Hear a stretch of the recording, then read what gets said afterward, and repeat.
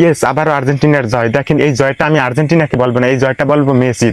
দেখেন মেসির জয়, এই 2-0 গোলে মেসির জয় দ্বিতীয় ম্যাচটা। এবং আর্জেন্টিনা দেখেন কোয়ালিফাই করে গেছে অলরেডি মেসির ঝলকে পরে মেসির ঝলকে।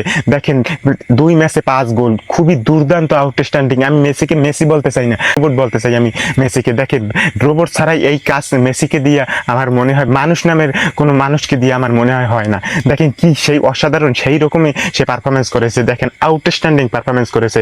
আপনি যদি মেসির ফ্যান নাও হয়ে থাকেন, তারপরও আপনাকে মেসির ভক্ত হতেই হবে। দেখেন কি অসাধারণ গোল, কি দ্বিতীয় গোলটা দেখেন আপনি আর্জেন্টিনার, দ্বিতীয় গোলটা দেখেন আপনি মেসির, খুবই দুর্দান্ত। আপনি ওই গোলটা যদি দেখে থাকেন ওই মুহূর্তে, আপনি, আমার মনে হয় আপনি সবার থেকে খুশি হয়েছেন। দেখেন এই ধরনের গোল দেখে নিঃসন্দেহে মনের শান্তি, নিঃসন্দেহে চোখের শান্তি, আপনাকে শান্তি অবশ্যই পেতে হবে। দেখেন এই ধরনের গোল দেখে, কি অসাধারণ গোল, কি অসাধারণ একটি শট দিয়েছে। এবং ডিফেন্ডাররা দেখেন সেই শটটা কিন্তু ফিরিয়ে দিয়েছে, কিন্তু সেই শট বল আবার সাথে সাথে আবার সেই জায়গায় যেয়ে কিন্তু সেই শট দিয়ে আবার সেই গোলটা পেয়ে গেছে, দ্বিতীয় গোলটা পেয়ে গেছে মেসি। দেখেন কি অসাধারণ পারফরমেন্স।